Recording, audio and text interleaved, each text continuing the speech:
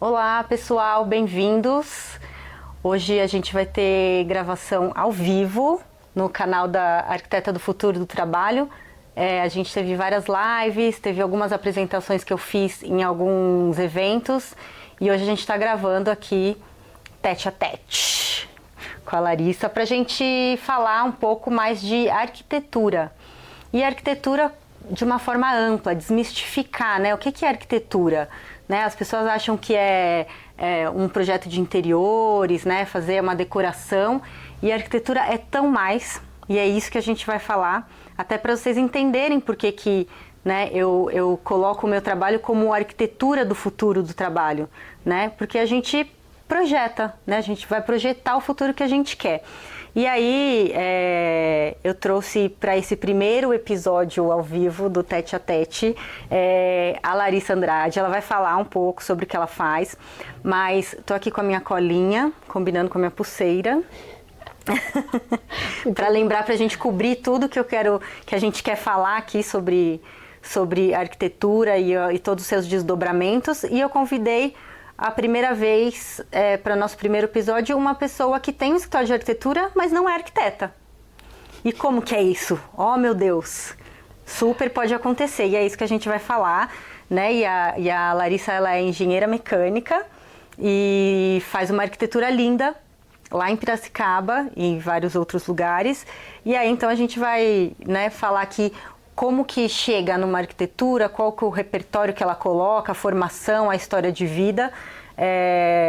E aí vocês vão entender um pouco da amplitude que é a arquitetura, ser arquiteto, fazer arquitetura, né? Então eu queria que você começasse. Bem-vinda, obrigada por ter vindo de Pira até aqui em São Paulo. A gente está gravando no Learning Village, que é a minha nova casa. Eu fiquei muito tempo na Plex, que era um espaço de uma grande amiga, e agora aqui no Learning Village a gente está como startup residente a Futuro Labs, aqui na Vila Madalena, em São Paulo. Então, queria começar para você falar um pouquinho, né, como que você começou a usar a arquitetura, como que a arquitetura entrou na sua vida, sua formação, como você chegou até a UMA hoje, que é um escritório criativo, mas que faz muita arquitetura também. Compartilha, fala pra gente sua história de vida. Muito bom, Fê, obrigada.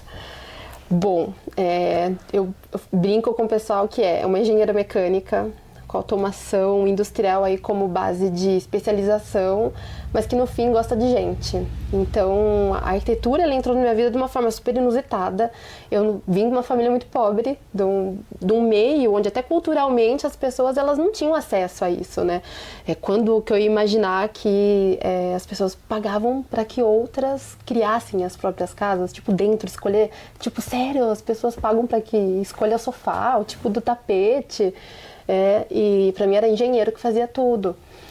E trabalhei por muito tempo na engenharia, foram 8 anos na engenharia mecânica, até que eu vou para o Rio de Janeiro, e daí lá começa a jornada dentro da Porto Belo Shop. Eu tinha um gestor hoje, assim, até hoje, muito incrível, um mentor muito bacana assim, na minha vida, que ele falou: Lara, é o seguinte, você é engenheira mecânica, eu sou engenheiro elétrico, vou abrir uma loja da Porto Belo, não tenho a menor ideia por onde começar, vamos me ajudar na estruturação e processo dessa loja? Falei, bora, vamos aprender isso junto. E aí que eu ingresso na arquitetura, né, de fato para interiores, quando a gente vai para a escolha de pisos e revestimentos, bancadas de porcelanato na época que era bombou, né, aqui no Brasil. E aí que eu descubro essa parte mais lúdica, conceitual da coisa, e acho que por ter vindo da engenharia, essa parte mais processual e travada, né, das coisas, mais técnica, que eu justamente vou para um olhar um pouquinho mais estruturado da parte da arquitetura, né? A gente tende a ver tudo muito com esse sentido da textura, da cor, da forma, e eu vou para a parte mais técnica no início. Mas eu sempre fui um ser humano muito apaixonado por outro ser humano, desenvolvimento, psicologia, filosofia, religiões. Então, isso desde muito jovenzinha. Então, eu creio hoje, assim, olhando por toda a jornada e a história, que isso foi essencial para que hoje se desdobrasse no que é a UMA, né? no final de tudo, é sobre ser humano, é sobre o que isso de fato vai impactar a vida de outras pessoas. Tanto que é um nome excelente, né, que você conseguiu para o seu negócio. Sim, uma que vem de humano mesmo. A única não arquiteta dentro de um escritório de arquitetura. E é muito bonito porque eu faço questão de trazer isso como um reforço. Eu tenho muito orgulho em falar que eu não sou arquiteta, mas eu estou... Você é, só não foi formada em arquitetura. né? O coraçãozinho... Formação. E tem coisa que tá além de um diploma, né? Sim, Quando a gente vai pra conexão humana, de uma escuta muito assertiva, de ouvir aquele cliente falar, cara, me conta sua história, me fala o que você viveu até hoje, o que você quer viver a partir disso, por que você tá querendo construir. E também a gente vai pras empresas, né? Quando a gente vai pro branding, pra tudo que aquilo se desdobra quanto comunicação e como aquilo pode ser comunicado através da arquitetura, eu vejo que no final a gente só é ferramenta, né? E por um acaso uso a arquitetura como uma ferramenta. E toda a galera que trabalha ali dentro da UMA são arquitetos que são associados à nossa marca, então, e que acreditam muito nisso e que vivem isso. Isso é muito bonito também. Você olha assim, em cada construção de projeto, onde a gente leva isso para uma mesona, onde todo mundo contribui, compartilha de ideias, isso é uma característica também muito forte do nosso escritório, porque lá, Fê, não existe assinatura que é da Lari. Existe uma assinatura que é da galera, que é de todo mundo junto, que é o nosso mesão criativo. Uma cocriação. Então, todos os arquitetos, coordenadores ali, todo mundo olha para aquilo e fala, cara, eu faço parte, eu construo isso daqui junto. Então, não tem muito aquele rótulo, sabe, da assinatura de um arquiteto. É nosso, é tudo ali em conjunto. E Lari, antes da gente falar um pouco mais da UMA e como você está fazendo o trabalho hoje, o que você fez antes da Porto Belo de trabalho, né? No que você trabalhou também? Sim, usinas de açúcar e álcool. Eu comecei projetando usinas de açúcar e álcool, implementos agrícolas. Eu estava lá, no meio da usina, que loucura, né? Projetando as máquinas que transformavam cana de açúcar em álcool, destilação, enfim. E aí você foi para o Rio e procurando...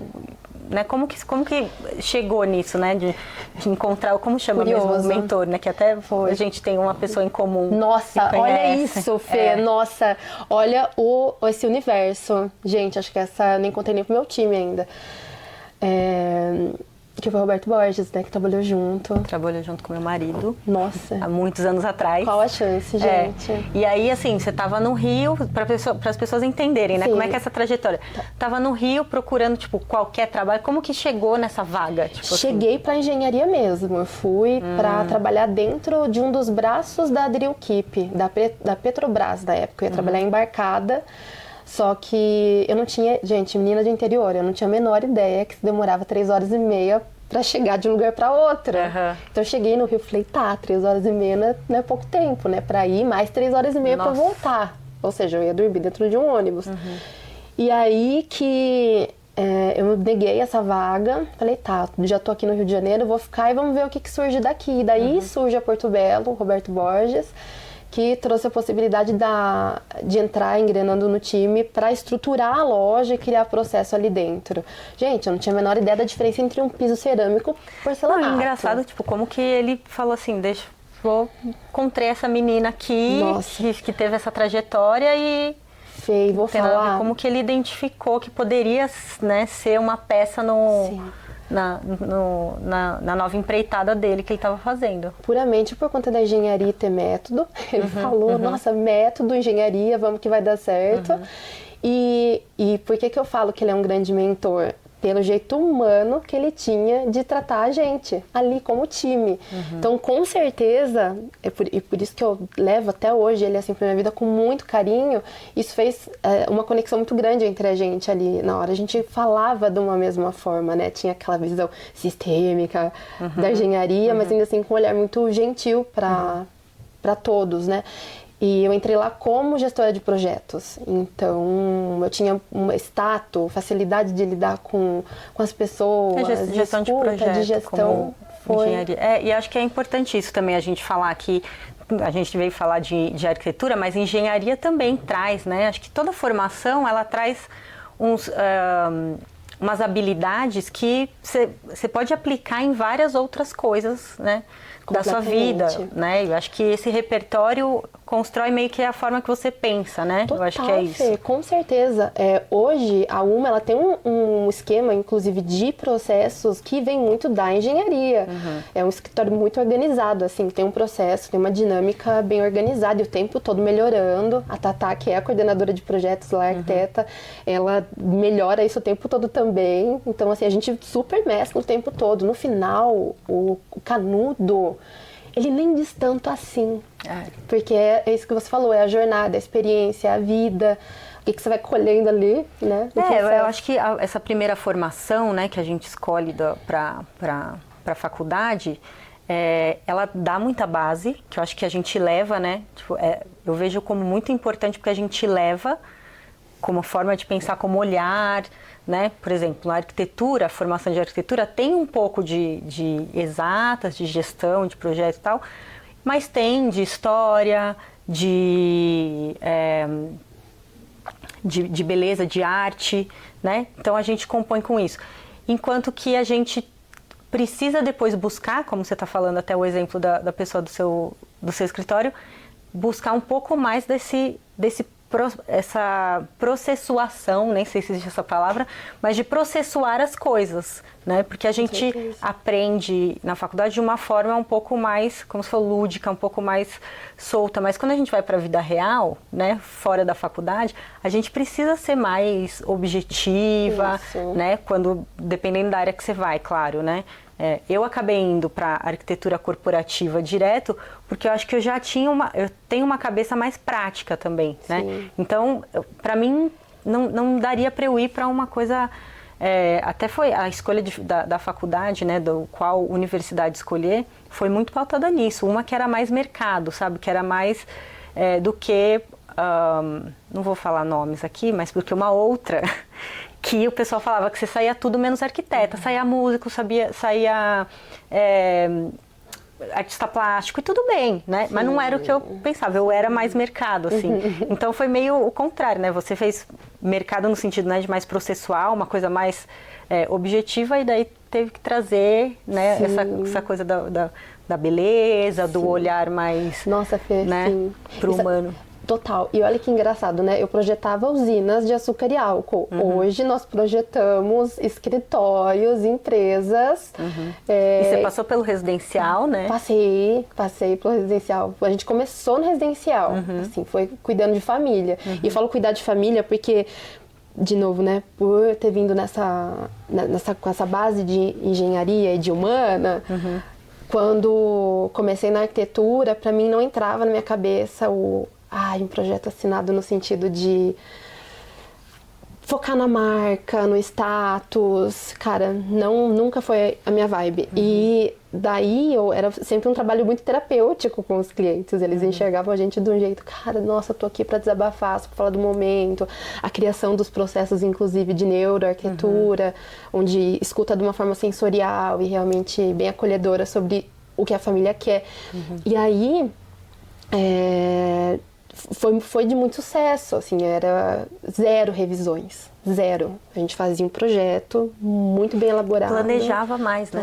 Você ouvia mais e planejava mais antes de executar, né? Que eu acho que isso traz engenharia, e eu não fiz a engenharia, mas eu tenho essa coisa de muito planejamento, muito pra gente já executar de uma forma mais objetiva, né? Já executar com menos trabalho, com menos tudo isso, né? E aí, assim, né, a gente está falando aqui, a arquitetura ela é vista como engenharia civil também, né? Assim, que é você construir projeto de um edifício ou de dentro, mas a arquitetura aborda tantos temas, até quero falar algumas coisas, por exemplo, que a gente aprende na faculdade, e que o que as pessoas saíram depois, né, o que eles fazem hoje, porque, por exemplo, a gente tem em arquitetura falando, né, e aí depois você fala como você trabalha hoje, a gente tem paisagismo, que está dentro da arquitetura, a gente tem urbanismo, que é um desenho da cidade, mas que não tem pode não ter nada a ver com construir prédio, com construir casa.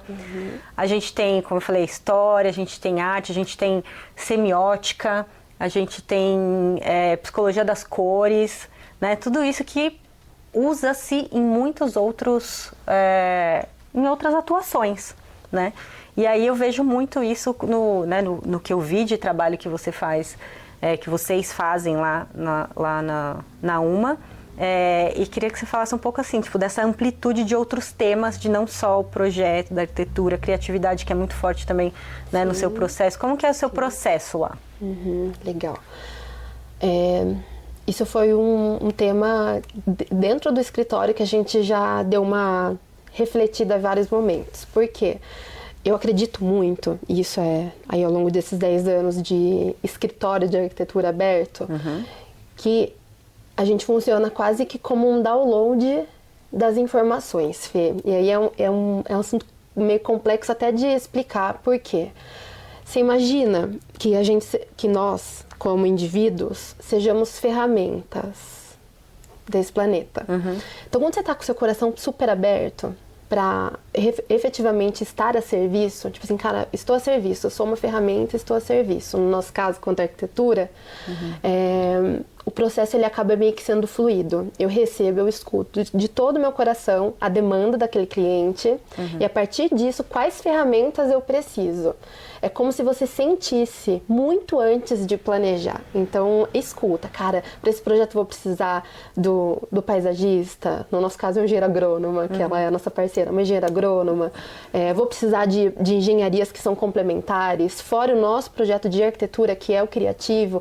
Então, é como se a gente, primeiro, antes de tudo, sentisse, tivesse com o coração extremamente aberto, sentisse aquela demanda, e aí eu formo esse escopo, que pode ir de projeto até a parte de comunicação, marketing, educação corporativa, é muita coisa, tecnologia. Então, ouvir, sentir, ouvir, e aí resolver aquele problema, né? Às vezes não é problema, aquela desejo. É isso, um desejo mais profundo. No fim das contas, né, espaços físicos, né, falando de tanto arquitetura ou qualquer espaço, ele é também uma ferramenta, um palco do comportamento humano. Lindo isso. Né? Lindo, então a gente tem que servir ao comportamento humano e às necessidades humanas. Fê. Lindo. Né? E através da arquitetura promover que isso se gere uma experiência, porque a gente fala muito sobre o que a gente vê, né? Tô vendo a poltrona com tecido tocando, mas o que eu sinto quando eu tô sentando nela, sobre a acústica, a cor, o cheiro do lugar. O Learning Village é uma base incrível disso, né? Tudo tem uma história. Então, quando a gente cuida e se preocupa muito da experiência através do projeto, eu acho que você está no ápice da criação, porque tá além da assinatura. E aí a gente entra em várias outras temáticas, tipo, até a gente chega numa antropologia que a gente tem que entender, a própria neuro que você falou na arquitetura, quero que você fale um pouco também, que essas misturas de assuntos para tangibilizar num espaço, numa sensação, né? Porque afinal a gente tem 7 sentidos. É isso. Né? Tem um estudo que parece que são mais de 140 agora. Gente, não tenho a menor ideia quais sejam. Mas enfim, mas a gente tem vários sentidos. É isso, Fê, né? Isso mesmo, lindo. Com o tempo, né? Eu sou uma apaixonada por comportamento humano e psicologia, e fuçando muito, lendo sobre. E eu gosto muito quando a gente chega na essência das coisas, né? Olho algo, tal, que tem dentro desse algo, e dentro, e aí vai, como, né, as camadas aí que a gente vê em tanta coisa. E a neuro foi um lugar que eu falo que meu coração aquietou, né? Porque no final das contas é uma engenheira, mas tem escola de arquitetura, eu falo, caramba, né? Como é que eu equilibro isso para fazer sentido para mim? E daí eu chego na neuro. Então, hoje, na UMA, não tem nenhum projeto que ele é feito sem o apoio da neurociência a nosso favor.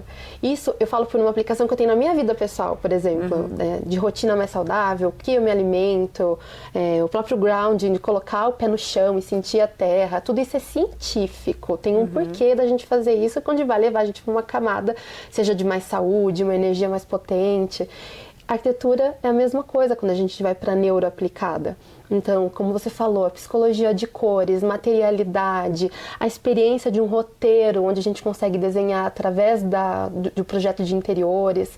Então, tudo conecta e tudo tem uma experiência por trás disso. Então a gente vê sentido, a gente vê propósito. Não é só para ficar bonito, é para fazer com que as pessoas sintam melhores, mais felizes, mais produtivas. Exato, né? Quando é espaço de trabalho.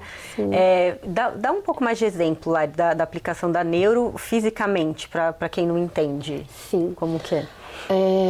Uso de cores, por exemplo. Toda cor ela vai ativar um pedaço do seu cérebro. Córtex, frontais, límbico. Então, tudo isso você vai ter um tipo de ativação. Então, quando você usa isso de forma estratégica dentro dos ambientes onde eles estão setorizados para o tipo de atuação, tá bom, entrada de um espaço, eu tenho ali um espaço que seja mais acolhedor, receptivo, que cor que eu estou aplicando ali? Esse é um exemplo. Áreas de descompressão, que é áreas de descanso, mesma coisa. Concentração, mesma coisa. Então, o uso de cores, isso é essencial, todos os projetos. Biofilia dentro dos espaços, isso já está mais... O que é biofilia? Conta para as pessoas que não sabem. Os de plantas, muitas plantas dentro, fora dos espaços também. A gente fala que a gente... É tipo paisagismo interno, né? Isso. Também para quem, não sei se é claro para todo mundo, paisagismo, o que é a gente projetar plantas, né? Não ao nascimento delas, mas como elas compõem num jardim, em algum lugar, né? Isso. E natural. Tá? Nada de plantas aí permanentes. Por que a gente fala disso, né? Já foi também comprovado cientificamente que a própria vibração ali que a gente tem das plantas, gente, elas nos ativam diretamente. Então, o uso disso para dentro dos espaços ajuda demais na saúde, tanto de casa quanto de... Até a troca respiratória, né? Totalmente, da planta. Isso mesmo, melhora o ar, diminui a temperatura do ambiente também. O que mais? Materialidades e texturas, a temperatura deles também. Um espaço de descompressão, um tipo de textura um pouco mais quente. Vou para uma área que é mais de trabalho, um pouco mais fria. Tudo isso. Quando a gente fala de neuro, como o nosso cérebro ele se comporta dentro dos espaços que nós projetamos. Que o pessoal, né, que vai para uma neuroarquitetura, né, que é o que coloca. Muito bom. E aí a gente falando dessas múltiplas possibilidades, né, de atuação em arquitetura, urbanismo, fala um pouco mais de exemplos, né? Você falou, tem residencial, tem escritório, tem eventos que você tem feito, né? Fala um pouco dessa pluralidade de projetos, né, possíveis que a UMA faz e né, outras pessoas que trabalham com arquitetura e com urbanismo. Isso foi muito curioso, porque nós nunca tínhamos feito projetos de evento. Aí um cliente provocou a gente esse ano aqui, falou, cara, vocês já fizeram algo do tipo? A gente, não, cara, façam, porque o que vocês transbordam através do projeto é essa experiência, tipo, tem um roteiro, tem algo a ser ali vivido através do que vocês projetam. Façam, e a gente, vamos fazer. De repente foram 2 esse ano, estamos ainda indo para um terceiro, e a proposta é essa, tipo, as pessoas que vivenciassem foi o congresso da CIP, que é o evento do ano. A CIP é a Associação Comercial de Varejo e Indústria lá de Piracicaba, hoje é a maior do Brasil, foi o congresso, e a segunda é a Expo ESG, que também aconteceu em Piracicaba. E nos 2, a pegada foi a mesma, tipo, qual é a jornada que quem vai estar ali experienciando esse evento, ela vai viver, né? O que ela vai enxergar, e através do que ela está enxergando, o que ela vai sentir. E os feedbacks foram muito bacanas, e assim, feedback que a gente ouvia ali, andando pelo evento, escutando as pessoas falando sobre o que elas estavam sentindo. Isso foi muito bonito. Diferente de você ir lá e pedir um feedback, você estava ouvindo, né, na real isso acontecer. Tanto que, vou dar um exemplo super bonito.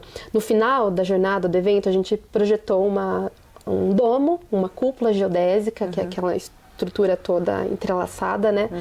E a ideia é que ele ficasse um ambiente, tanto que era no final o ambiente que se chamava sinergia, que ele era mais tipo, entre até o final desse percurso, é um espaço para você estar ali, descansar e tal. E não foi comunicado isso. E aí a gente escutava o pessoal falando, vocês já foram descansar lá no domo? Então, cara, é isso, sabe? As pessoas sentiram, foi. estrutura de bambu inteira em formato de biomimética, onde a gente está fazendo uma reprodução do que a gente vê na natureza dentro da arquitetura. Então, foi muito bonito, assim, os feedbacks foram legais. Estão vendo, né? Tudo que vai colocando no projeto, né? Tudo que você traz de referência, sim, de natureza, de neuro, de tal. Então, acho que é isso que né? Essa composição de repertórios torna cada vez mais rico. E aí, o que muda, por exemplo, num projeto, né? Que você falou, foi um cliente que você tinha feito escritório e ele propôs você fazer evento. O que muda nesse projeto e porque daí é uma jornada mais rápida, né? Uhum. E o que muda na hora de projetar isso? Nossa, Fê, essa foi uma coisa que a gente viveu ali de novo. Uhum. Eu não tinha a menor ideia da complexidade de um projeto de eventos, desde tipo qual material de fato escolher, porquê, durabilidade, montagem ágil. É algo que a gente... Que é menos estável, né? Exatamente. E até na preocupação de sustentabilidade daquele material, se ele continua ou não. Então, foi um desafio que exigiu da gente muito estudo. E isso é algo muito legal. Assim, o time todo ali da UMA é um time que ama uma leitura didática e algo assim, cara, vamos estudar, vamos ler sobre. É muito forte, assim, na nossa cultura. Então, a gente se debruçou muito para ir pesquisar sobre, ler, conversar com fornecedores também, isso é muito importante. Então, muda completamente quando a gente vai falar de execução. Mas de projetual, conceitualmente, a gente segue a mesma linha do sentir, cara, o que a gente vai propor aqui de experiência? O que a gente quer que as pessoas sintam? Tanto que esse mesmo cliente que você citou, no projeto do escritório, né, que a gente tinha projetado, a gente usou, por exemplo, a rede de pesca como um elemento decorativo de divisão de ambientes. Tem toda uma história, um apoio porque é da rede de pesca. E daí quando a gente vai para evento, né, que foi o que a gente fez na sequência, que foi esse cliente que nos provocou para isso, já era outra proposta, do tipo, tá bom, o que nós temos dentro do universo de cenografia, que não é arquitetônico, que pode ser usado. Então, de execução, são dois mundos completamente diferentes. Tem muita gente de arquitetura que fez arquitetura e que vai para cenário, e aí é uma coisa de... Não é de fake, né? Mas você tem que pensar também, por exemplo, em fluxo, né? O fluxo às vezes é maior, porque quando você está numa empresa, não é todo mundo indo no mesmo lugar, junto, né? Se for, tipo, ver uma palestra, ver um fluxo linear, né? Cada um tem algumas permanências também, né? Normas que em evento tudo. Não tem tanta permanência, assim, né? Então, acho que se a gente for elencar aqui, né, desde o começo vai de um processo, de qualquer tipo de projeto, né? Eu acho que a gente, e aí, né, por mais batido que esteja, né? Porque tem coisas que o pessoal exagera na comunicação aí, né, que é o design thinking, que eu acredito demais no processo, que você entende, né, que é o processo que você está contando, que vocês fazem. Entende, observa, né, observa, no caso, é ouvir o que o cliente está querendo, o que ele precisa, tal. Você observa, aí você pega ideias, né, então é aquela de divergência, então você procura ideias, referências, tal. Depois você converge para aquela parte mais prática, mais objetiva. Então, materiais, né? Mas, o projeto em si apresenta para o cliente, aí vê, né, referências e tal. E aí até chegar numa coisa. Então, a gente passa por caminhos por habilidades, né, que a gente tem que ter num processo que vai muito além da formação, que foi o que a gente falou aqui. Sim. Por exemplo, quando você vai ouvir do cliente, né? Você tem que ter uma psicologia para conseguir extrair, né, dele o que é, porque é muito difícil a pessoa saber fazer o briefing, né, saber falar o que ela quer, do jeito que você precisa ouvir para tangibilizar em projeto, né? Você tem um formato, tipo de entrevista lá, como que é a conversa para você captar o que o cliente quer? Sim, Fê, eu acho que é uma responsabilidade muito nossa essa tradução. Porque é exatamente o que você falou, o cliente não é forma dele conseguir verbalizar, ele não entende. Às vezes ele vai falar muito mais sobre como ele está se sentindo do que sobre o que ele quer. E daí a gente faz essa tradução, tá bom, ele quer se sentir mais seguro. Então como que eu posso projetar algo que ele vai se sentir mais seguro no momento de vida dele? Então, baseado nisso, e na neuro, a gente hoje desenvolveu um tipo de briefing que ele é faseado. Existe um briefing que ele é técnico, onde aí eu vou tentar buscar dele o que ele quer ver. Desde que piso, até comunicação, até tipo de iluminação, onde a gente vai para algo que é mais tangível da arquitetura, que é o visual. Depois disso, a gente faz o briefing que ele é sensorial. Nessa etapa do sensorial, se é uma família, por exemplo, esse link ele é mandado e cada um vai responder individualmente. Ninguém vai conversar sobre as respostas. E a gente brinca assim, não conversem, não dividam, porque é um momento muito introspectivo. Existe um núcleo, que é ali mas ainda somos indivíduos, dividindo o mesmo espaço. Sim. Então é legal ouvir essa particularidade e a gente conseguir dar potência para isso ali dentro também, para todo mundo se sentir pertencente, né? Sim. Sim. E a mesma coisa para a empresa, porque quando a gente vai e manda o sensorial pro time, né, é um momento onde a gente vai escutar as dores, tipo, o que não tá legal no ambiente de trabalho, como pode melhorar, hoje, como que é trabalhar nesse ambiente. Então é um momento de transbordar da pessoa. E daí, no momento do mesão criativo, que é quando a gente vem para dentro do escritório onde de fato começa, a gente começa o processo lendo. Compartilhando ali na mesa entre nós, né, todos, absolutamente todos participam 90% das vezes, todos participam junto ali, e a gente começa lendo sobre. E é muito legal que é lindo ver como que muitos usam como um momento terapêutico. Assim, falando coisas que às vezes a gente fala assim, nossa, será que ele falou sobre isso em casa? Ou ela compartilhou sobre isso? Então é muito legal. É um momento de escuta muito gentil ali, né? Altas histórias. E a configuração dessas perguntas também, imagino que tenha sido um trabalho, né, uma demanda que também exige, né, outros estudos, outras qualidades. Sim. Porque é isso, né? A gente tem que saber perguntar para poder ouvir, né, ou receber a resposta do que a gente quer ouvir. E aí fala um pouco mais esse mesão criativo, como funciona na prática. Então chega todo mundo, senta na mesa e aí? A gente brinca que não tem muito o processo cravado, assim como é a criatividade. Por mais que tenha um método por trás, tanto que já aconteceu de virem pra gente falar, mas é um brainstorming? Não é um brainstorming, é um mesão criativo, é um termo que é nosso. O que muda? O que muda disso? Primeiro que ele é muito fluido, ele não vai ter aquele método como se fosse uma listagem a ser respondida. A gente vai entrar no campo ali do cliente, vamos escutar, vamos ler o que ele tá passando pra gente. Então, a gente vai fazer a impressão dessa planta, ou se não tem planta daquele terreno, e a gente vai começar a estudar sobre, a conversar sobre e a ouvir cada uma daquelas ideias e das poucas regras que existem durante esse processo, o não negativar nenhum tipo de ideia é uma das principais.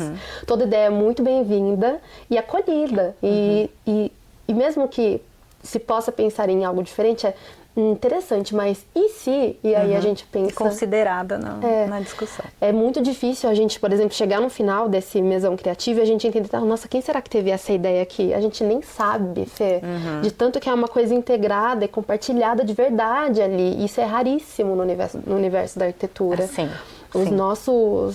Toda a turminha ali que trabalha, a gente fica empolgado quando vai ter mesão, sabe? É dia de mesão, a gente se prepara, a gente prepara o café, coisinha pra gente comer, e a gente se estende, a gente não faz mesão, por exemplo, correndo. É um momento muito gostoso. E aí vai, de uso de post-it, a Lego, por exemplo, canetinha, risca na mesa, risca na parede. Traz material, testa. E Hilário, você como, né, a gestora desse escritório, como você compõe o time, as pessoas, para poder contribuir, né, cada um contribuir? Porque às vezes a gente acaba... mais fácil é a gente contratar ou buscar pessoas que é mais do mesmo nosso, né? Só que aí isso não traz uma diversidade, né? Sim. E eu imagino que para você ter riqueza nesse mesão e nessa cocriação, você precisa ter pessoas de repertórios diferentes, experiências diferentes. Como é que é? Como é que você compôs esse time? Olha, Fê, eu amo a forma como a isso tudo acontece de forma tão orgânica, conecta quem tem que conectar. E eu acredito tanto nisso, que hoje eu olho pro time e falo, nossa, eu não imagino nenhum deles não estando ali, sabe, assim, de tanto que é soma de verdade, de coração, assim, falando. Mas de uma forma mais objetiva, a gente tem ajuda de uma educação corporativa mesmo. O André, que ele é nosso coach, ele está desde o comecinho do escritório.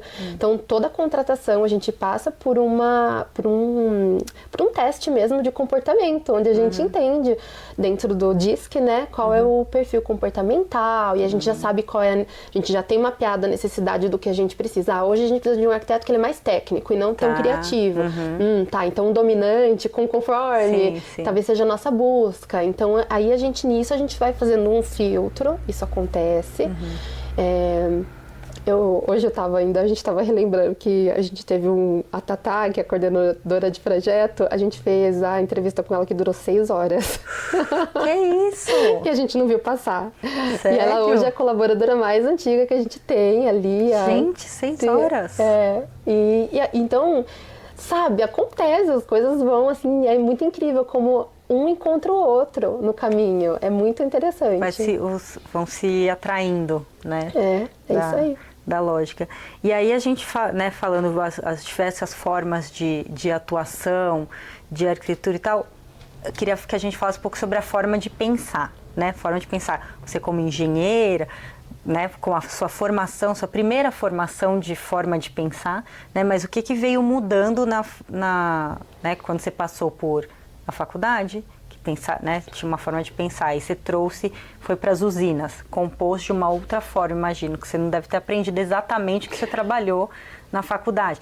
E depois, e como isso, assim, né, se fosse colocar numa linha do tempo, sua forma de pensar as coisas, né, com o seu repertório, como que você entende, assim, essa linha? Olha, Fê, interessante. Quando eu trabalhava com engenharia mecânica e eu coordenava um time de 22 homens, e eu fui a primeira mulher dessa empresa. Nossa. E, né, pensa isso há 20 anos atrás. Comecei com 17 anos a trabalhar durante a faculdade. E aí eu lembro que uma forma que eu busquei de ser aceita no ambiente, né, e não sofrer abusos, era pela gentileza. Então eu ia corrigir projeto pessoal, né, folhona, né, porque era no papel mesmo. Eu pegava post-it e eu escrevia mensagens gentis sobre aquela coisa a ser corrigida. Tipo, eita, parece que deu errado aqui, vamos corrigir. Que legal. Cara, olha aqui, acho que passou. E quando o erro tava muito grotesco, eu deixava o meu paçoquinha junto. Era uma forma de dar tipo, cara, nossa, sua vida um pouco antes. Forçou a barra aqui. E isso foi muito legal, porque isso me diz sobre o que é a Lari como ser humano, antes de profissional até. Sim, sim. Então, isso não mudou, porque foi só se adaptando dentro de cada universo que eu estava, seja engenharia, depois na arquitetura, agora em mundo corporativo quanto arquitetura. Então, isso eu acho que é o mais essencial possível do que eu sou como ser humano, sabe? Da gentileza e sempre tentar o máximo possível a gente chegar no objetivo mais gentil possível do que precisa ser feito. Isso. E o que mudou muito é eu tirar isso da minha cabeça da incapacidade. Porque eu me vi incapaz por muito tempo, dentro da arquitetura mesmo, já tendo o escritório. Porque eu vim de outras sociedades de sócios, onde eu me via sempre atrás deles por medo de me posicionar como potência nessa área. Tipo, cara, eu faço bem isso. Nossa, é legal, né? Os clientes estão falando, o pessoal tá curtindo, tá chorando durante uma apresentação de projeto. Cara, então tá. E demorou. Isso demorou, Fê. Então isso mudou muito. Senti a segurança do que você estava fazendo. Nossa, foi assim difícil. Quando a gente sai da caixa, né? Tipo, a gente fica um tempo, acho que isso vem com a experiência, né? Com a maturidade, a gente fica tentando se encaixar naquilo que foi colocado. Quando a gente fala, não, minha forma é essa, se eu não estou encaixada é só porque não é o lugar, mas não. E aí a gente solta e a gente se conhece, de verdade conhece o potencial. Foi. Né? Você consegue só repetir a pergunta? Quando você estava falando, você colocou a mão em cima e ficou um pouquinho abafado a sua voz. Tá. É coisa pouca, mas Tá. só para poder... O que foi? Nem sei. Nem sei. Sobre se impor no ambiente de trabalho. Tá bom, tá. Mas eu não que preciso eu fiz repetir, assim. daí Você corta, não, né? só pergunta, Não, né? eu fiz... Só pergunta, Tá, Não, que eu tava falando que... Quando a gente, né, eu acho que vem com a maturidade, a gente não querer se encaixar em quadrados que colocam pra gente, né? Quanto mais a gente vai chegando na nossa identidade, o que a gente... E valoriza tudo que a gente fez, né? E a composição que a gente é, do tudo que a gente fez, aí a gente se permite, né? Se aquele não é o melhor lugar, então vou fazer o meu lugar, né? Então acho que é um pouco disso. E aí isso é o que nos torna único, né? E aí então, né, você falou que vem desde antes do profissional essa forma humana. Da onde veio isso? Você nasceu assim? Ou como que foi a sua trajetória? De onde veio isso, você acha? Assunto sensível. Eu vim de uma família muito desestruturada, emocionalmente, com muita agressão e violência. Tá. E somos em 4 filhas, eu sou a mais velha de 4 mulheres.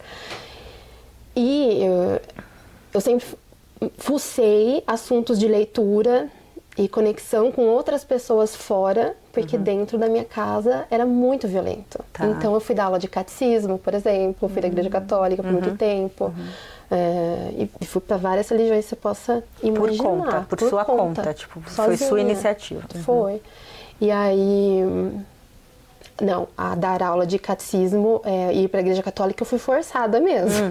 Não, mas eu digo, né, mas isso foi atrás de entender. Fui. É verdade que eu fui forçada. Você vai lá para a igreja, eles mesmos, meus pais não iam. Você vá lá para a igreja católica, daí eu quis dar aula de catecismo, porque eu queria estar no meio das crianças. Uma tentativa, né, de tipo assim, não tô conseguindo, né, oferecer o que deveria, deixa eu... E aí começou com religião, de verdade. Fui para espírita, budismo, aí filosofia, sempre gostei de yoga. Daí foi esse universo que foi me deixando mais apaixonada ainda por gente, por troca. Porque, cara, eu falava, na minha casa é essa dor, mas fora não tem. Olha quanta gente legal que existe aqui, que te acolhe e que fala de coisas legais, de coisas boas. E isso é uma coisa bacana também de falar, que por mais que tenha vivido essa dor, eu nunca tive mágoa disso. Eu tinha uma compreensão muito jovenzinha de verdade, assim, de olhar para os meus pais e falar, cara, o que será que eles viveram para ser assim também? E daí que eu comecei a dar uma fuçadinha na história deles, com minha avó, com meus tios, tias, e descobri a história dos meus pais. E daí eu falei assim, eu compreendo a partir disso, mas eu posso ser diferente. E aí que começa uma busca sempre, assim, hoje eu leio 4, 5 livros ao mesmo tempo, assim, um pedacinho de cada um vou indo, mas dos 4, 5, pelo menos 4 vai ser sobre comportamento humano, sobre psicologia, e é um assunto que eu gosto muito. Interessante, né, que de uma casa violenta você optou por, né, o reflexo disso foi não ir para violência herói, né, não ir para... É uma quebra de padrão, né, muito grande. A nossa geração está tendo esse privilégio de poder olhar para essas histórias, né, dos nossos pais, avós, compreender e a partir disso fazer diferente. E acho que isso é importante a gente, né, vou fazer de novo essa linha, né, que eu falei, que é do nosso repertório, né, como isso vai construindo, né, o que a gente produz, né, a cada momento da vida, enfim. Então, você teve a experiência pessoal que você traz para o seu trabalho, né, para a sua coisa.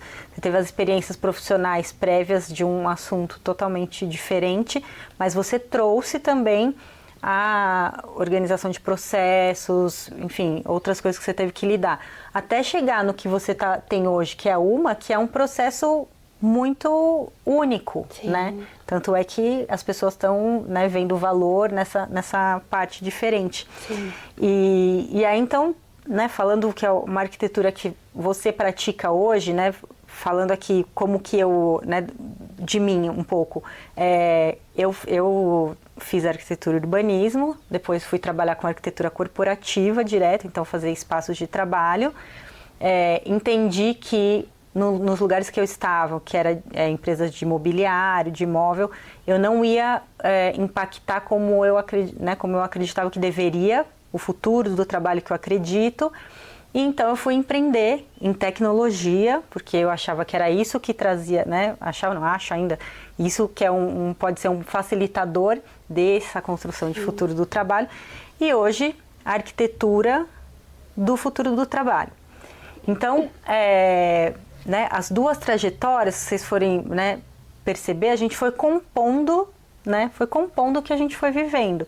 Compondo, que é muito do que eu falo, né, quando eu faço as mentorias, né, individuais, para as pessoas que, não sei o que eu, né, eu não aprendi nada da vida, ou não, né, a gente puxar esse repertório que a gente tem de vida e de trabalhos e formar essa coisa única, né, que é a gente. E aí, então, a gente chega nessa arquitetura que a gente pratica hoje. A minha, de uma forma consultiva ou com as tecnologias, e a sua com a sua metodologia, né? E aí eu acho que isso envolve muito forma de pensar essa composição, e a gente chega em criatividade, né? Você faz o mesão criativo, né? O nome da UMA, né, é UMA, criativo, né? Criativo. E aí como que você vê criatividade, né? Criatividade, e aí a gente conta daqui a pouco como a criatividade nos conectou, mas eu acho que, né, eu sempre falo que a criatividade é você juntar tudo que você viveu, mesmo dentro do trabalho ou fora, né, na sua vida, seus hobbies, qualquer coisa que você tenha, e você vai compondo essa sua forma de produzir, que é o trabalho, no fim das contas, né? O seu trabalho é a sua produção de tudo que você sente, que você fez, que você entende. E eu acredito muito que criatividade é isso, e chegar a soluções, né, compor tudo isso, quando é com mais pessoas, melhor ainda, né, que é o seu mesão, para chegar em soluções novas, diferentes. Para mim isso é criatividade. O que é a criatividade para você? Eu acho que é expressão. Sabe quando a gente falou de estar a serviço? É a nossa expressão. Eu não acho que existe gente não criativa, por exemplo. Acho que todos somos criativos em essência, porque isso é sobre expressão. A gente se expressa no mundo quando a gente está atuando em qualquer coisa. Criatividade não é só sobre lúdico. Você pode ser criativo no mercado financeiro, por exemplo. Sim. Que a gente falou só de números ali, cara. Então, eu acho que é expressão. E eu acredito muito que quando a gente está no nosso máximo de potência, naquilo que a gente faz de melhor na vida, e isso é com muito autoconhecimento, se cavocar. Eu era uma criança que eu arrumava a minha casa decoradinha, com o pouco de recursos que a gente tinha, e eu já gostava ali de decorar. Então, isso já estava ali na minha essência de alguma forma. Né? Então, acho que a gente se cavoca no mais profundo, assim, da nossa história. E aí a gente entende, nossa, legal. A gente até fala sobre multipotências, mas tem aquela que é a potência. Eu tô desenvolvendo isso na minha cabeça, essa ideia, na verdade, mas eu acredito muito, por mais que multipotências, temos uma superpotência e aquilo que você faz de uma forma muito legal. Muito legal. Tá, e aquilo? O que a gente faz com isso? Que nem você falou, resolver algum tipo de demanda, a gente fala aqui de resolução de problema, mas algum tipo de demanda. Vamos ver o que eu tenho aqui de ferramenta. Identificar a oportunidade, eu acho que também é criatividade, né? Você olhar algumas coisas acontecendo e de repente você fala, pô, tô vendo um negócio aqui. Sim. Que eu imagino que também né, quando vocês veem as respostas das pessoas, no mais sensorial, também é tipo, você compõe ali de uma forma que nem a própria pessoa pensou, mas você está resolvendo uma demanda dela, uma necessidade. Sim. E ela não pensou mesmo porque não é a potência dela. É simples assim, a nossa potência é essa, então a gente vai enxergar dessa forma, sabe? Então acho que nada mais é do que potência e presença. Porque você tem tipo a sua potência com muita presença naquilo e daí vai sair a criatividade. Então é quase uma conta matemática pra mim, sabe? Eu acho que você falou de autoconhecimento, é uma coisa super importante também, né? Em qualquer profissão, seja qual for, né?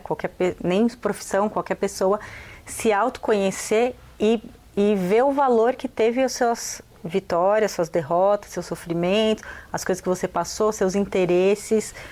Quando vem o mais genuíno, né, tipo, o interesse mais genuíno, aí a gente que tem filho pequeno, tem um menino, você tem uma menina, pra mim eu vejo muito isso, né, tipo, é um interesse genuíno.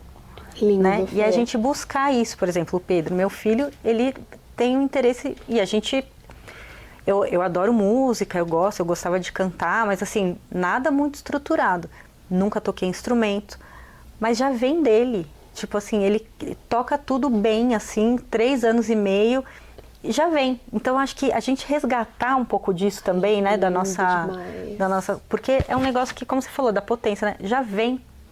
Sim. Né? A gente tem uma natural facilidade ou, enfim, gosto para isso. Né? Você falando de pequena, você arrumava as coisas, queria deixar a casa bonita.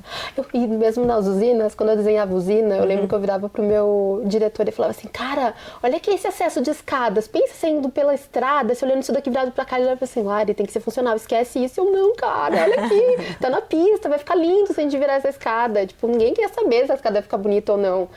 Então, e eu não tinha a menor ideia que isso ia virar uma profissão. E eu acho que falta muito, assim, nas pessoas, elas se olharem, sabe? E entender a sua trajetória, né? Eu acho que passei nesse último ano, né? Muito focada nisso, em ver como que a história compõe e chega onde né, eu tô hoje, o que eu tô tentando propor. Então, autoconhecimento eu acho que é uma coisa que, assim, é essencial, principalmente para você também, né, para como, né, você falou, todo mundo é criativo, né, é do ser humano, realmente, porque a gente tem muitas portinhas, muitas gavetinhas aqui que a gente absorve na cabeça, só que não coloca à prova, né, não desenvolve nisso. Porque eu acho que principalmente não se olha. Total. Né? Fica tentando copiar ou seguir alguma coisa, os quadrados, que eu falei, nessa enquadradar de alguma forma. E quando a gente olha nosso papel num lugar, como que a gente pode contribuir, né? A gente acaba trazendo uma coisa única, porque só a gente viveu tudo aquilo. Você imagina que incrível que seria se o mundo tivesse todo mundo na sua potência. Todo mundo se vê no valor que tem em cada coisa, né? E observar a nossa própria energia, porque não que não vai cansar, mas quando a gente está atuando naquilo que a gente mais faz de melhor, aquilo nos alimenta de uma forma exponencial. A gente vai ficar cansado, mas a gente vai ficar muito feliz, a gente vai ficar com a nossa vibração muito alta, mesmo cansado fisicamente, que isso é natural. Então, observar isso também é uma forma muito fácil da gente falar assim, nossa, cara, isso aqui eu faço muito bem. Eu acho que tem um contrafluxo, né, no mundo que a gente vive hoje, de ser meio, não legal quem você é, mas tipo assim, você querer ser igual a outros e não olhar para você mesmo, né? Né, como depoimento aqui pessoal, eu até 1 ano e pouco atrás, na minha trajetória empreendedora, eu não falava que eu era arquiteta. Eu escondia isso, porque não tem nada a ver, né? Porque eu tive, enfim, aí a história, né? Eu tive várias pessoas, mentores nessa trajetória empreendedora de startup que falavam que não, mas o que você está fazendo não tem nada a ver com arquitetura e tal. E aí eu fui resgatando isso agora recente, né, no último ano, de tipo, gente, a forma que eu conecto, a forma que eu, né, quero apresentar de trabalho é uma arquitetura também. Sim, né, que é você projetar, você olhar no cenário, você entender. Então acho que isso é super, né, tipo, né, voltando para a criatividade, acho que a criatividade é eu aplicar essa forma que eu tenho de pensar, que foi, né, construída com a arquitetura, em qualquer outra coisa que eu vá fazer. Seja na tecnologia, seja no software, numa consultoria, em alguma coisa, no propósito de modelo de trabalho, né? Que é como esse comportamento vai acontecer, né? Você constrói o que você quer ver. E aí, então, foi assim que a gente começou a se conectar. Falando aqui, indo para os finalmente daqui da nossa conversa, a gente foi conectada pela Dai, né? Daiane, que ela me conheceu num contexto bem diferente e conhecia a Lari, e ela com um olhar bem refinado, acho, porque eu falei muito pouco com ela, assim, foi pouco que eu falei com ela, mas como eu estava comunicando muito mais, né? Eu estava mais segura, como eu falei, mais segura do que eu estava, né, do que eu estava propondo. Então, redes sociais, vai postando mais, vai falando mais. Ela identificou essa conexão. E a gente viu uma potencial parceria pautada na criatividade. Foi. Né? Sim.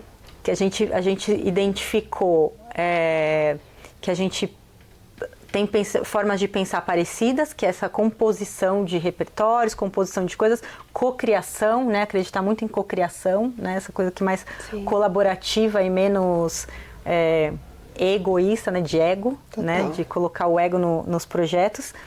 E a gente entendeu que eu fui fazer uma visita lá em Piracicaba, né? Conhecer os projetos, Vale, Caipira. Um tour, conhecer o que está acontecendo lá em Piracicaba e fiquei muito bem impressionada, não só pelos projetos, claro que são lindos, mas como a cidade está pujante, né? Como tem muita gente querendo fazer coisa diferente, querendo fazer inovadora, né?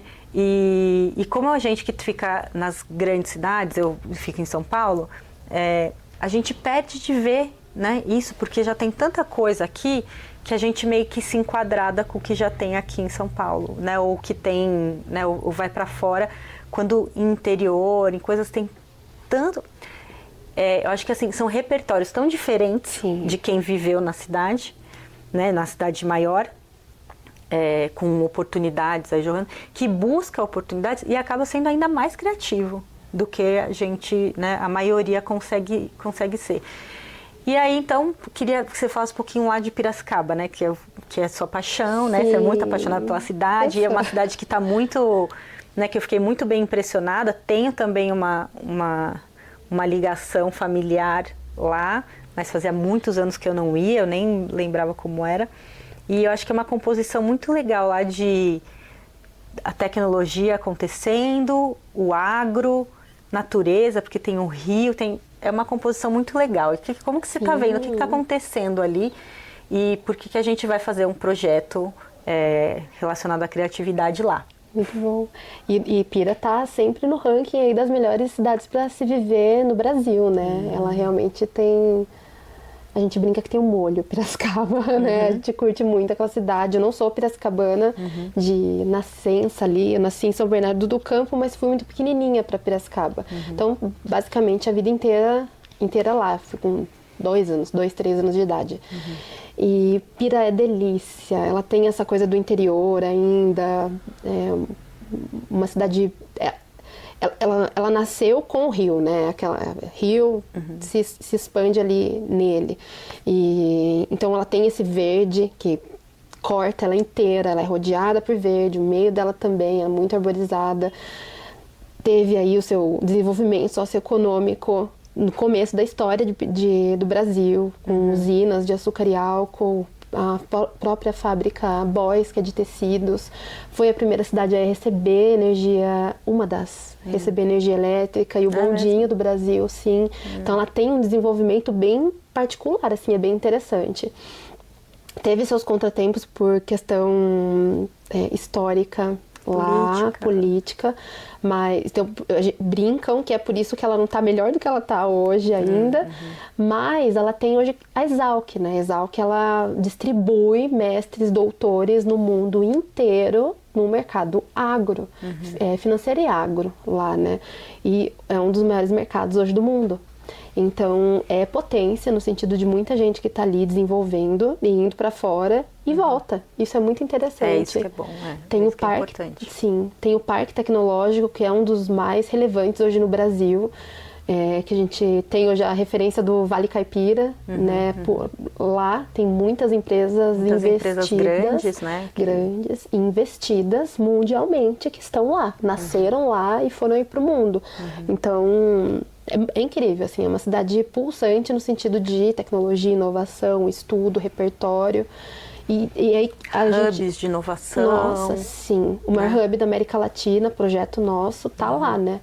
Então, e foi um dos cases de sucesso da UMA, foram esse, porque nos expôs para várias marcas legais do mundo agro, que não vou falar que é por sorte, mas assim, né, pelo destino, do jeito que ele foi traçado, a gente entrou no mercado corporativo com uma visão mais humana.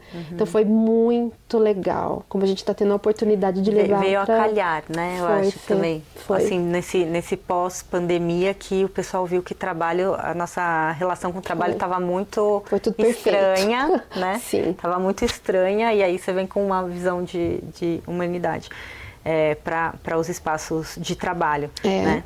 E aí, então, por conta disso, a gente entendeu que a gente precisava fazer um evento que mostrasse essa criatividade, né, de fora dos centros, que já é um projeto que busca criatividade além dos centros, né, que é o World Creativity Day, que é o Dia Mundial da Criatividade.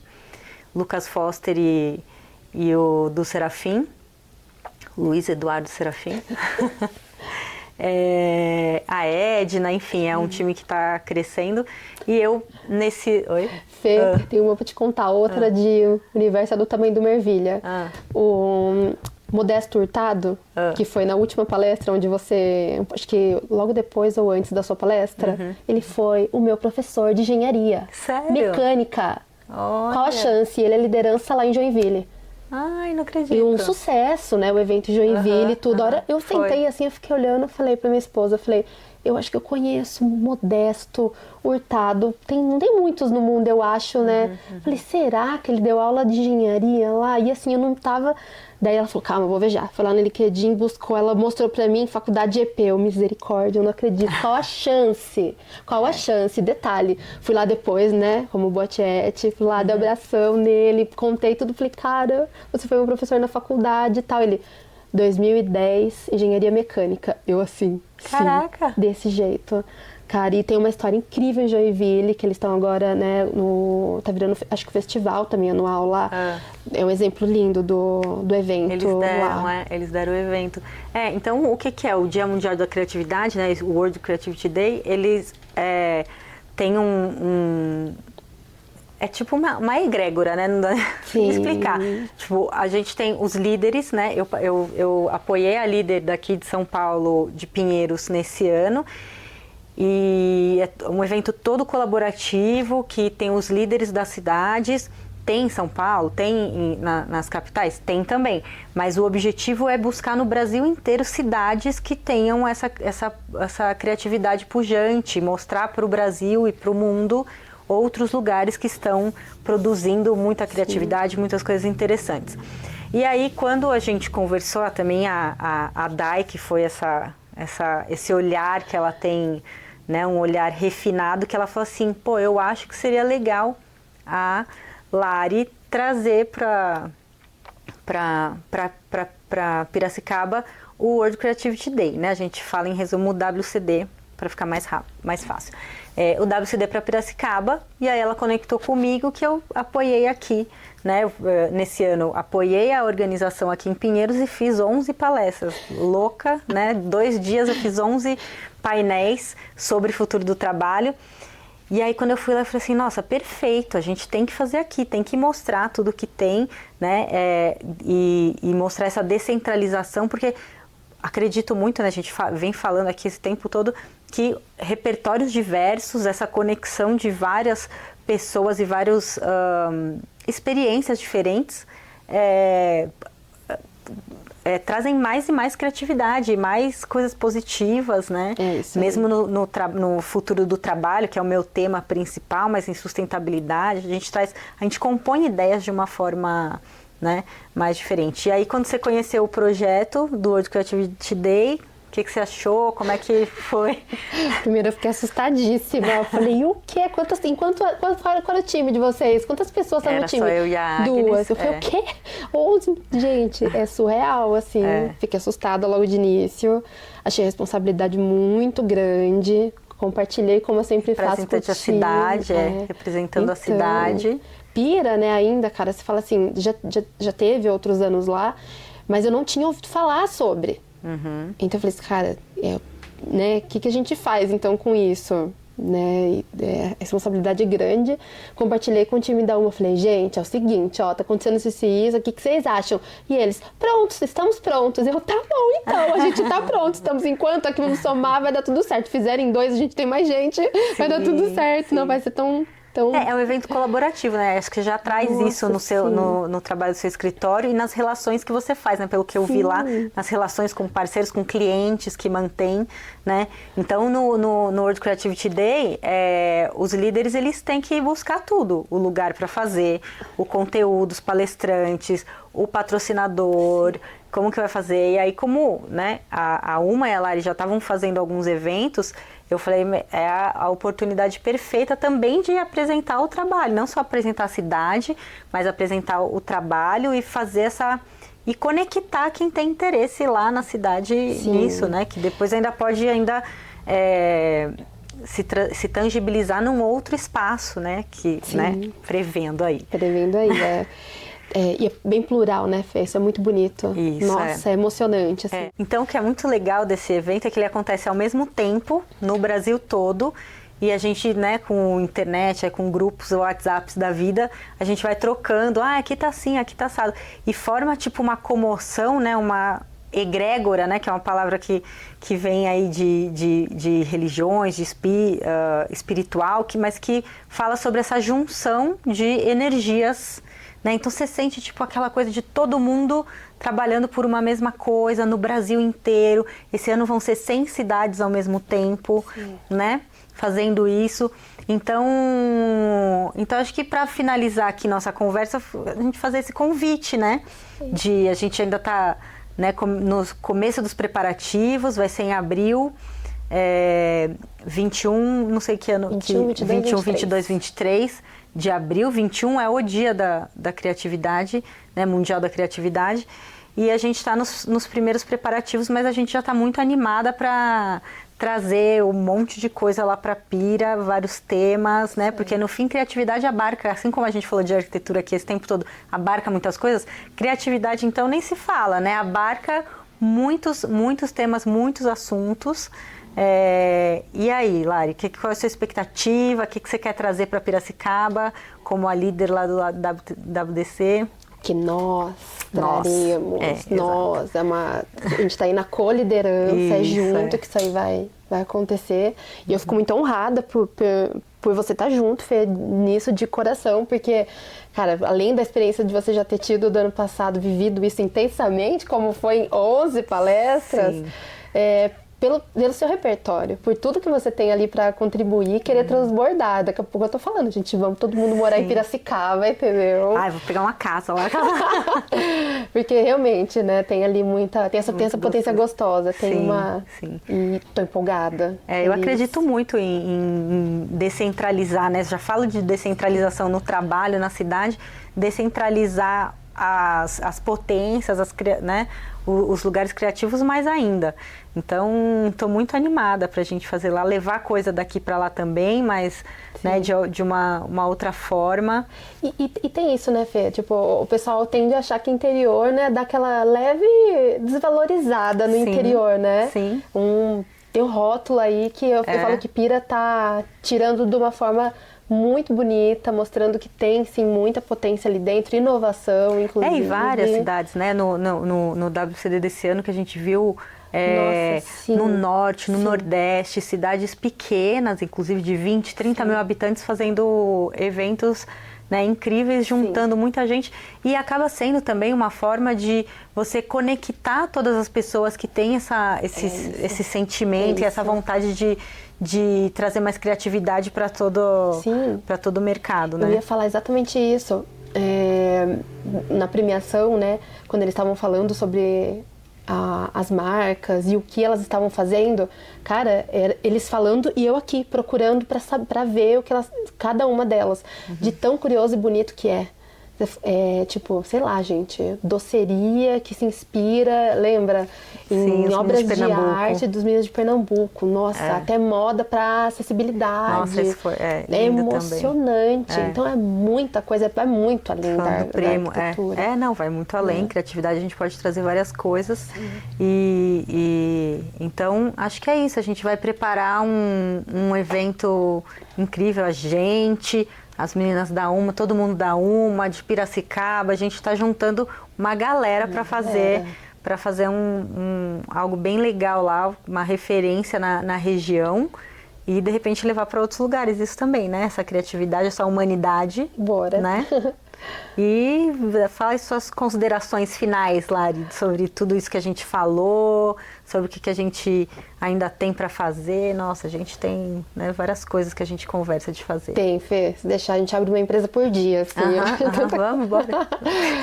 Coração aberto. Eu gosto de verbalizar o que eu sinto nisso. Tipo, coração aberto é para o que o universo tem para oferecer dentro do que a gente está vibrando e está acontecendo. Eu acho que não tem nada mais bonito e mais verdadeiro do que isso, né? Tipo, só vibra, vai acontecer, as coisas se conectam e olha aí.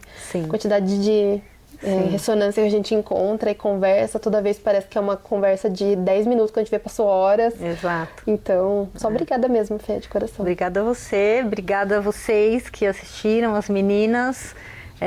Espero que vocês tenham gostado e tenham ampliado a visão de arquitetura, de futuros, de criatividade, tudo isso que a gente trouxe aqui essa conversa. E acho que como recomendação final, eu sempre falo, eu acho que em todos os lugares acaba indo para autoconhecimento, busquem autoconhecimento, que vai te potencializar muito, né? Acho que a gente é exemplo disso, dos seus repertórios. Isso aí. Obrigada. Obrigada.